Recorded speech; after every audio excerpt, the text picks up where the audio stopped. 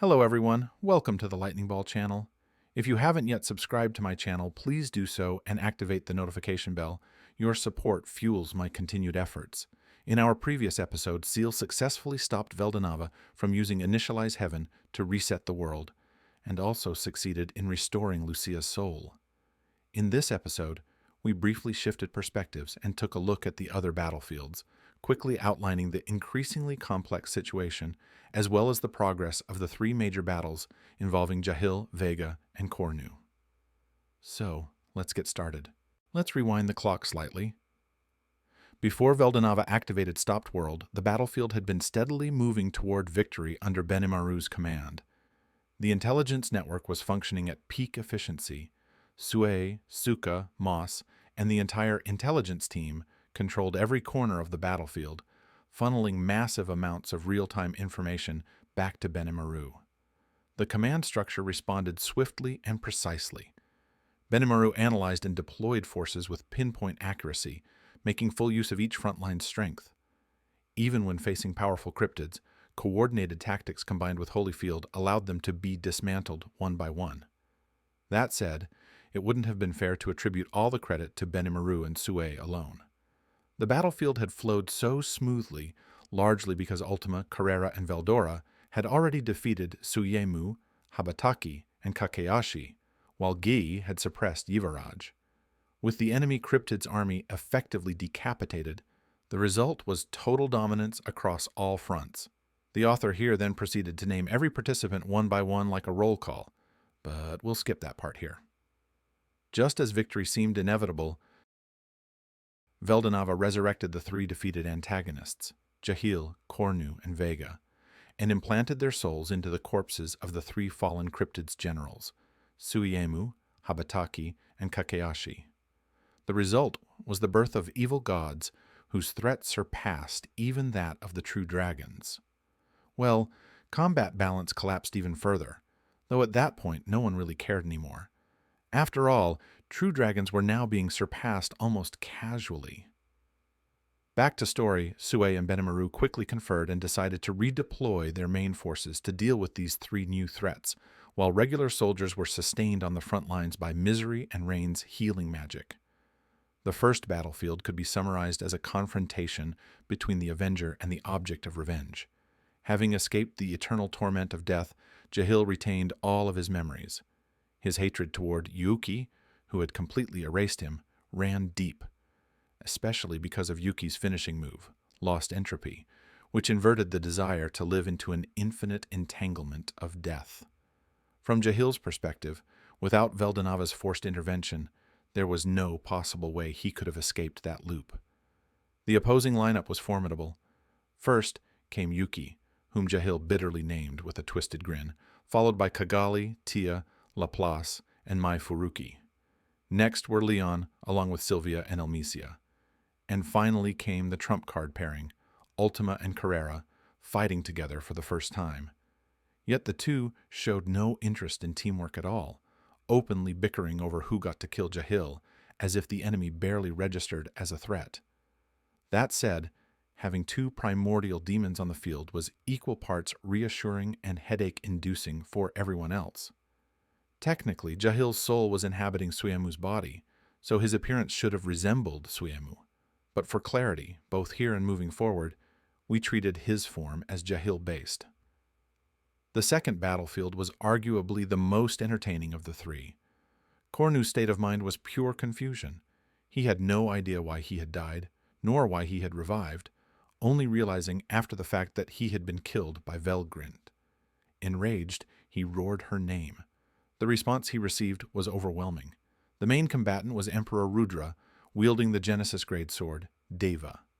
It's worth noting that Masayuki was actually conscious at this point. He simply had no control over the body, and was internally complaining that yet another round of unbearable soul pain was probably imminent. By shouting Velgrind's name, Kornu had crossed Rudra's bottom line. Rudra answered with a single sword strike that severed Kornu's roar mid-air.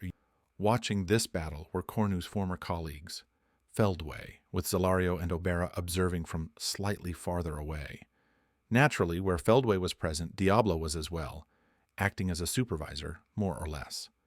A few less relevant figures were also around, such as Carrion, Frey, and Midray. The third battlefield featured Vega facing Testarossa, Hinata, and Sheon. However, Vega was no longer the same. Having returned from the infinite loneliness of the end of time and space, he felt overwhelming joy simply at being alive.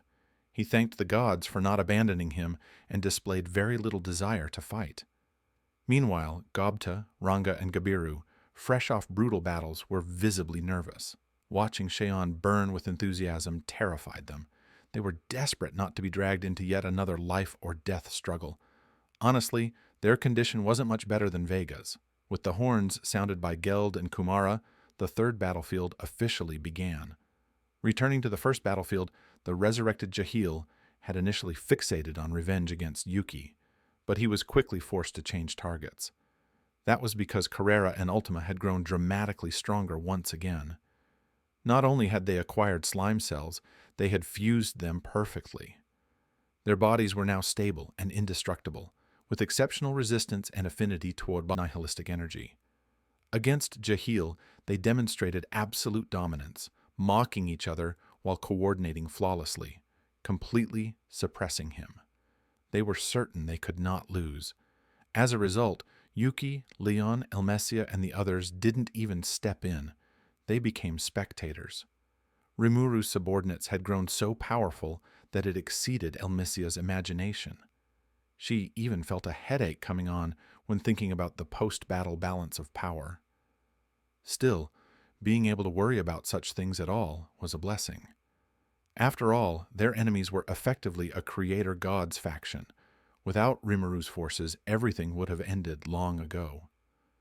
Kigali also remained on the sidelines. Though she hated Jahil with every fiber of her being, she rationally acknowledged the overwhelming gap in power. This battle had clearly crossed into the realm of gods. It could only be handled by monsters. Somehow, Diablo was also watching from the sidelines, lazily observing as usual. He even struck up a conversation with Kigali, Leon, and Elmesia. Diablo casually commented on Ultima and Carrera's performance. While their strength left everyone else stunned, to Diablo, an opponent like Jahil would have been annihilated the instant he chose to intervene. Diablo's evaluation of Carrera and Ultima was that their performance was barely passable. Of course, the reason Diablo did not intervene was simple.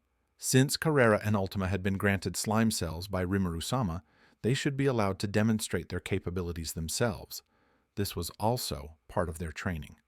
What Diablo truly wanted, naturally, was to remain at Rimuru-sama's side and witness the battle between gods firsthand.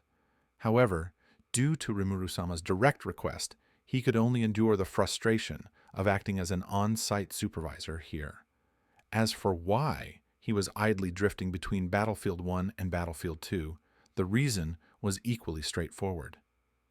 Diablo had already judged that Battlefield 2 required none of his involvement. Kornu was simply an unfortunate fool.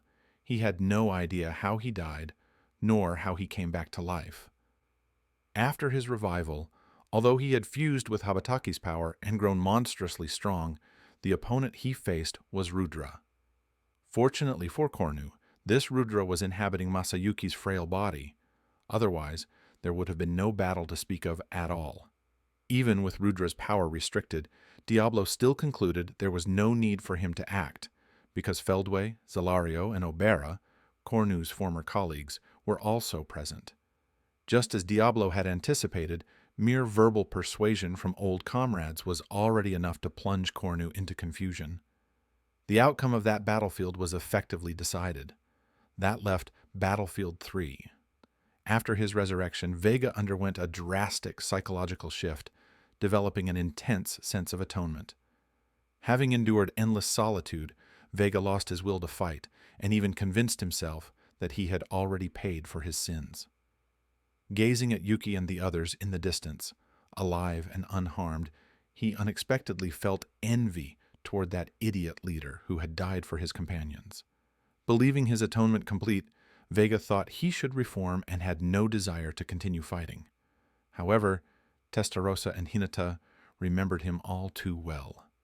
In episode 99, Vega had made lewd remarks toward Testarossa, an unforgivable offense. The White Queen could not be insulted. Vega was a dead man walking. Surrounded by elite fighters, Vega sensed a genuine threat to his life. In his agitation, he passively activated evil dragon beast production, using the corpses of fallen cryptids, creating 12 evil dragon beasts, each exceeding 10 million existence points in combat power. Yes, power inflation had reached the point where even evil dragon beasts were hitting 8 figures. Vega's objective was simple: create chaos and escape. He had no intention of fighting, only running. Facing the rampage of 12 evil dragon beasts, Velgrin suggested that Rudra once again use the banner of the Supreme King to summon fallen heroes. Rudra rejected the idea immediately, citing that Masayuki's body couldn't withstand it. Velgrin promptly agreed. Her husband's body took priority, so she decided others would have to step in. And just like that, the so-called powerhouse bystanders were finally given work to do. Leon, Elmesia, Karian, Gobta, and the rest were forcibly dragged into action. Vega's true role, it seemed, was simply to give characters at Leon's level something to fight. Once the 12 evil dragon beasts were distributed among the combatants, Testarossa, Cheyenne, and Hinata were free to focus solely on hunting Vega. His escape plan collapsed entirely. Then, at the very moment the battle reached its climax and victory seemed imminent, the world stopped. With time frozen, the entire battlefield came to a standstill. From that point on, the outcome of these battles was entrusted to beings who could transcend even time itself. Jahil, Kornu, and Vega, having been revived using the bodies of Yuvraj's subordinates, retained the ability to move within the stopped world thanks to their adaptability. Before time froze, Vega, his 12 evil dragon beasts, and a host of powerful fighters had been locked in a fierce stalemate. Though Vega lacked the will to fight, his raw strength was undeniable. About half of the combatants managed to suppress the evil dragon beasts, but without decisive finishing power, the conflict evolved into a war of attrition. After time stopped, however, the situation shifted drastically. Aside from Testarossa, Cheyenne, and Diablo, all other fighters, including Sue, who could perceive events but not act, were completely immobilized. This should have been Vega's perfect opportunity for slaughter. Yet, ironically, his 12 evil dragon beasts were also unable to move, having failed to adapt to the stopped world. As for Vega himself, surrounded by chaos, his only thought was escape. He never even considered using the evil dragon beasts to eliminate his enemies, despite the fact that he could possess any one of them at will. Testarossa displayed absolute maturity in both technique and judgment. She instantly deployed Nihilistic World, sealing off Vega's escape route while shielding her allies.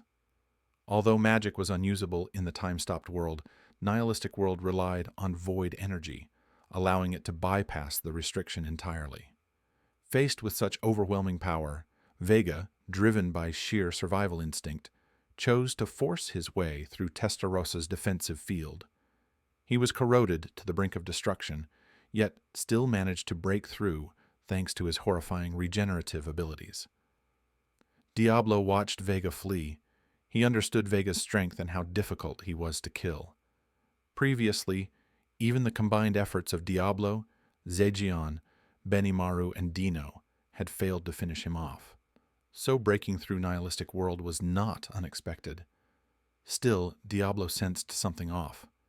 The greed for power and victory that once defined Vega was gone, replaced by the desperation of a stray dog clinging to life.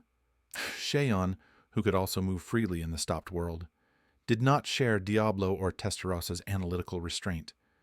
She stated her opinion bluntly. There was no need to overthink it. Vega was an enemy, and enemies should be defeated. Everything else could be considered afterward. With that, Cheyenne charged off in pursuit. Diablo and Testarossa exchanged helpless looks, but ultimately acknowledged her point and followed. Compared to the chase unfolding around Vega, Kornu's battlefield had devolved entirely into a debate of faith. Because Rudra was inhabiting Masayuki's body, he could not act in the stopped world, but he forced himself to observe while recovering his strength, thanks to Feldway's intervention. Feldway, Obera, and Zalario, the 7 angels of origin, surrounded Kornu and attempted to reason with him. First, we should notice that all 7 angels of origin were unaffected by time stop, as they had been created in a world without the concept of time. Second, Feldway's strength far exceeded Kornu's current level. Had he not been exhausted from consecutive battles against Diablo and Veldanava, Feldway alone could have defeated the enhanced Kornu. In truth, with slime cells, Feldway theoretically should not have tired at all. Feldway's stance was clear.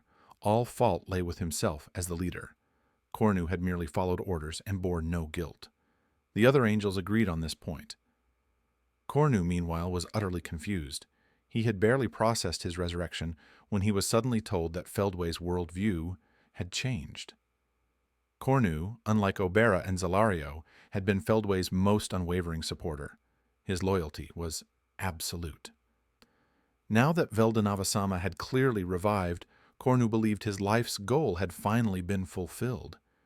Yet, suddenly, his colleagues were telling him that Veldanava was walking down the wrong path and must be stopped. To Kornu, this made no sense. How could the Creator God's chosen path be wrong? He earnestly asked Feldway for an explanation, because he always trusted Feldway blindly. Feldway tried to respond, but swallowed his words. Kornu was the most faithful reflection of Feldway's former self, blind devotion to godhood. Feldway realized he had no grounds to persuade him. Holding his head in frustration, he recognized that years spent together had conditioned Kornu to obey the strongest mind, his own. In truth, if Feldway issued a direct command, Kornu would follow without hesitation. But Feldway no longer wished to impose his will. He refused to force Kornu through authority alone. He wanted understanding, not obedience. This change stemmed from a deeper realization. From Rimuru, Feldway had received divine blood, aka slime cells, and miraculously returned from death. He believed this was a revelation. He had not been abandoned by God, but rather still favored. More importantly, he realized that he had been trusted by Veldanava, and that his true mission was to advance the evolutionary process of the new god, Rimuru-sama's world. Because Feldway wished to share this revelation with those around him, he became trapped in a dilemma, refusing to exploit Kornu's absolute loyalty, yet desperately wanting to persuade him through dialogue. The result was that everyone present felt they no longer recognized Feldway. He openly admitted his mistakes, confessed his sins, and insisted on listening to others and seeking truth through discussion. Thus, Feldway and Kornu became locked in an endless loop. Kornu wanted a clear, absolute order. Feldway wanted Kornu to reach enlightenment on his own. At that point, Rudra simply went to rest, while Velgrind withdrew to guard him. Diablo, passing by, cast a contemptuous glance and departed as usual. The perspective shifted back to Battlefield 1, where Jahil also realized that time had stopped. His situation, however, was far worse than elsewhere on the battlefield. Luminous had arrived as reinforcement, and Jahil now found himself being ruthlessly bullied by Ultima, Carrera, and Luminous, 3 top-tier existences acting in concert. Although Jahil possessed formidable vitality, being unilaterally crushed and openly mocked caused his mentality to crumble. For a digital nature, the moment the thought of defeat took root, loss became inevitable. Driven into despair, Jahil launched a reckless, self-destructive assault. He used Lord of Blaze, Agni, igniting karmic flames inside his own body and triggering a reaction with the power core of his host, Suyemu. At the same time, he transformed the scales covering his body into the ultimate metal Hihi-Iro-Kan armor. This was crucial. In the time-stopped world, magic could not be used. Jahil had invented a method that bypassed the rules entirely, an undeniably brilliant piece of improvisation. The result was grotesque. Jahil, who should have retained Suyemu's form, instead became something closer to Footman, transforming himself into an elastic yet monstrously dangerous great inferno sphere. Mere contact caused catastrophic damage. Like a pinball, he ricocheted wildly across the battlefield, leaving collapsing, scorched earth in his wake. From the sidelines, Yuki immediately sensed danger. Jahil's rebound trajectory was impossible to predict, and Yuki feared he might crash into Kigali and the others who were stranded in the stopped world. Yuki, possessing Manas Maria and being a digital nature himself, could also move within stopped time. And of course, the worst happened. Carrera dodged the attack like a matador, causing Jahil to shoot straight toward Yuki's companions. Yuki could have evaded alone, but that would have doomed everyone behind him. Muttering that this really wasn't his style, Yuki nonetheless chose to become the self-sacrificing idiot. Facing the overwhelming gap in power, he gambled everything, preparing to block the attack head-on, using steel life combined with anti-skill. Just as Yuki was bracing for death, a wall appeared before him. It was Vega's back.